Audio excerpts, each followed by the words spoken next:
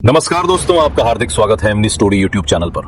दोस्तों, ये चैनल उन लोगों के लिए है जो जीवन में प्रेरणा, ज्ञान और दिशा पाना चाहते हैं। अगर आप भी हर दिन अपनी सोच और जीवन को बेहतर बनाना चाहते हैं तो चैनल को सब्सक्राइब करना ना भूलें और बेल आइकन जरूर दबाएं ताकि हमारी हर नई वीडियो सबसे पहले आप तक पहुंचे। आज का विषय बहुत खास है दोस्तों। पिछली वीडियो में हमने सीखा था कि किन 7 स्थान पर कभी भी नहीं जाना चाहिए। अगर आपने नहीं देखा है तो आई बटन पर क्लिक करके जरूर देखें। दोस्तों, आज हम जानेंगे वे 7 स्थान जहां बिना बुलाए भी अवश्य जाना चाहिए। अगर आप इन बातों को जीवन में अपनाते हैं तो रिश्ते भी मजबूत होंगे, समाज भी, और आपका मन भी शांत रहेगा। तो चलिए शुरुआत करते हैं। भाई या मित्र की पुत्री का विवाह। चाणक्य ने कहा, वत्स, जब भाई या मित्र की पुत्री का विवाह हो तो वहां बिना बुलाए भी जाना चाहिए। क्यों? क्योंकि विवाह केवल एक उत्सव नहीं बल्कि ये धर्म और परंपरा का यज्ञ है। दोस्तों, जरा सोचिए, अगर आपका सबसे अच्छा दोस्त अपनी बेटी का विवाह कर रहा हो और आप न पहुंचे तो क्या उसका मन टूट नहीं जाएगा? उसकी उम्मीद होती है कि सुख दुख में आप उसके साथ खड़े रहेंगे। एक गांव में एक व्यक्ति अपने मित्र के विवाह में बिना बुलाए गया। मित्र ने कहा, तुम्हें बुलाया नहीं था फिर भी आ गए?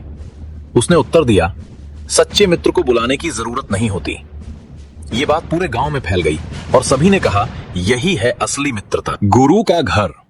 गुरु का घर केवल शिक्षा का स्थान नहीं बल्कि आत्मा को जागृत करने का केंद्र है। गुरु हमें जन्म नहीं देते लेकिन जीवन जीना सिखाते हैं। उनके घर जाकर बैठना केवल ज्ञान पाने के लिए नहीं बल्कि विनम्रता और सेवा भाव का अभ्यास करने के लिए भी है।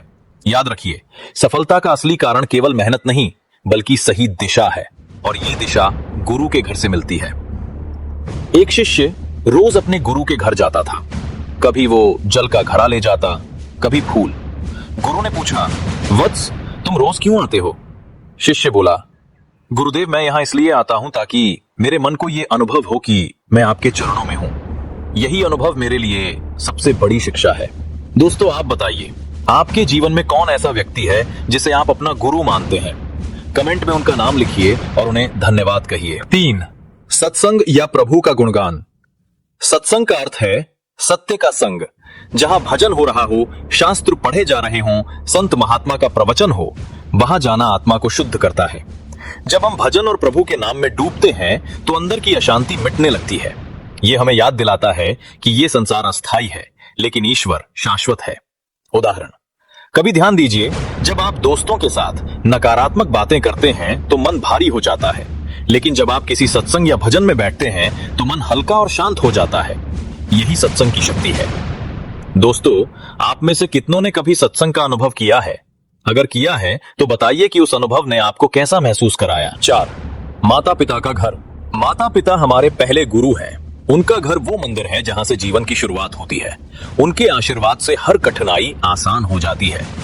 चाणक्य ने कहा, माता पिता का घर बार बार जाना चाहिए, चाहे बुलावा मिले या ना मिले, क्योंकि उनके चरणों में ही स्वर्ग बसता है।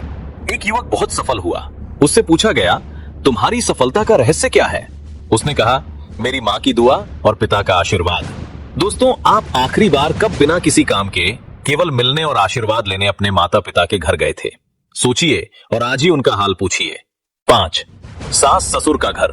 विवाह 2 परिवारों का मिलन है। पत्नी के माता पिता यानी सास ससुर भी उतने ही सम्मान योग्य हैं जितने अपने माता पिता। उनके घर बिना बुलाए जाना ये दिखाता है कि आप केवल रिश्तों को निभा नहीं रहे बल्कि दिल से अपना रहे हैं। ये रिश्तों में मिठास और परिवार में एकता लाता है। एक दामाद रोज अपने ससुराल जाता और छोटे छोटे कामों में मदद करता। लोग कहते, तुम्हें तो बुलाया भी नहीं गया। वो मुस्कुराकर कहता, ये मेरा दूसरा घर है, यहां बुलावे की जरूरत नहीं। दोस्तों, आप बताइए, क्या आप अपने सास ससुर को अपने माता पिता जैसा मानते हैं? कमेंट में जरूर लिखिए। 6, नाना नानी का घर ननिहाल। बचपन की यादों और दुलार से भरा स्थान होता है। नाना नानी का घर हमेशा अपनापन देता है। वहां जाना केवल रिश्तों को निभाना नहीं बल्कि संस्कारों को जीवित रखना। एक बच्चा हमेशा नानी के घर जाकर खेलता था। बड़ा होने पर भी वो जब भी थक जाता नानी के घर जाकर मन को शांति देता, क्योंकि वहां का वातावरण उसे बचपन की सुरक्षा और प्रेम की याद दिलाता। दोस्तों, आप आखिरी बार अपने नाना नानी से कब मिलने गए थे? अगर काफी समय हो गया है तो आज ही फोन मिलाइए।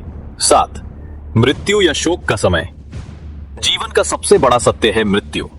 जब किसी अपने का निधन हो तब वहां बिना बुलाए जाना आवश्यक है।